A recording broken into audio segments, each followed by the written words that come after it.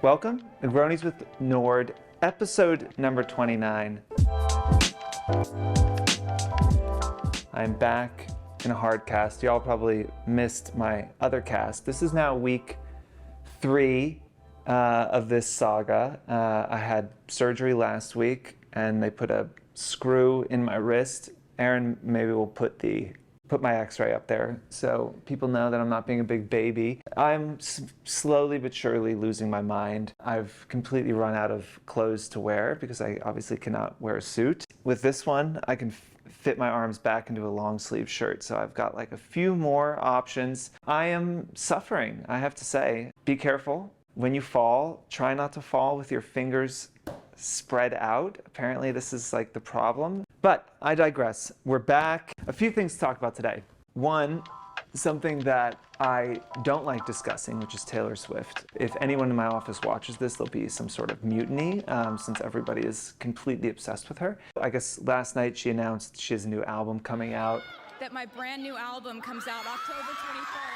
I'm always interested how celebrities are using social, especially in these moments where, you want to have this kind of impactful launch moment. T Swift just did one post. Interesting that it was a carousel. The second one had the bulk of the caption of what she was trying to say was put onto the image, which obviously made it quite a bit more shareable. I don't know if this is something she does normal. I looked through the post. It seems like she had done it a couple of times, but not super often. The post is doing quite well for her. I think it was at 6.6 million likes or something. Shareability is so important right now, making sure the content can be consumed in the share, putting that caption into one of the carousels so that when people share it and then you have to click through to see the caption, which is so much less likely to happen.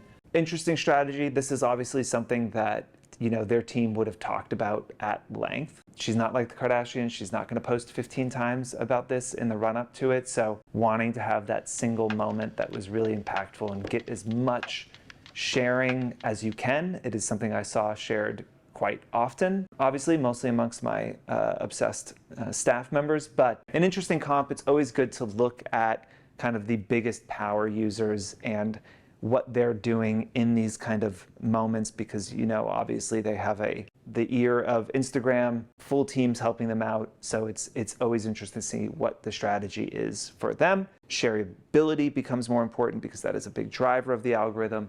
I can consume the bulk of that inside of the share, inside of that story. Worth thinking about, and that is hopefully the last time that I will think about Miss Swift this week.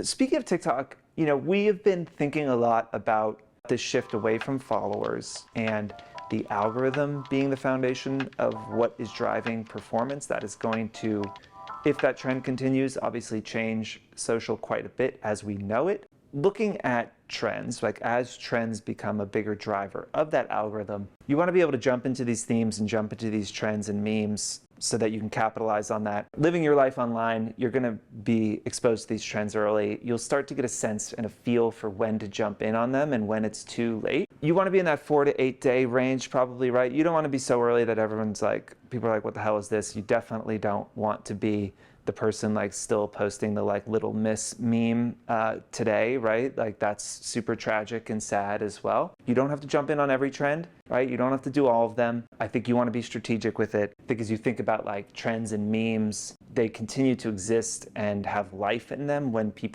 each new post is making them better, funnier, more interesting, and then they tip over where each new post is making them irritating and boring and less interesting. You want to make sure that you're on that upswing, that you're adding to it, that you're expanding what you can do with this trend, or you're doing it in a way that is interesting and unique and is going to actually serve you. Being able to pick that apart will make sure that you are inside of what the culture of these apps are at the moment without having to just jump onto every trend, which can make you look a little bit desperate.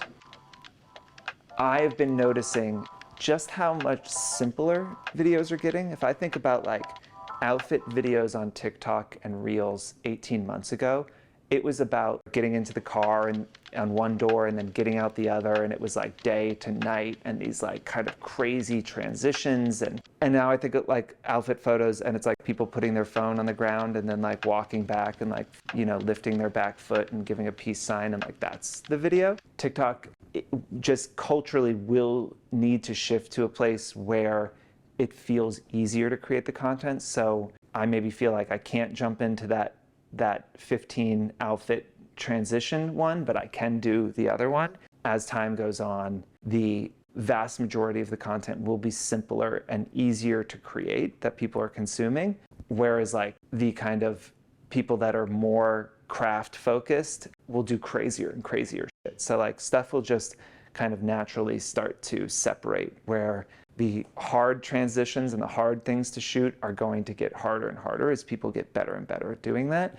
But the majority of what is going to be consumed is going to get simpler and simpler as a broader amount of the population tries to get involved. And like most people just don't have an hour to put a TikTok video together. They're doing other shit, their job, raising a family, whatever. But like ultimately most people won't have that time to put in. So we're going to see this trend towards simpler, easier to produce content becoming more and more popular. Anyway, it's nice to be back. As always, please send questions in.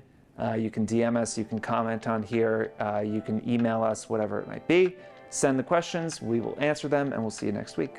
You know, I didn't, I feel like the Beyonce stuff didn't like enter my space as much. I mean, the photo of her on the horse like was everywhere. She also gives an explanation of why, you know, creating this album allowed me to place my dream and blah, blah, blah, blah, blah, blah, blah. I think she's got 273 million. Swifty's got 222. Her post is at 6.6 million in 15 hours. And Beyonce's is at 4.5 million, and it's been a month and a half.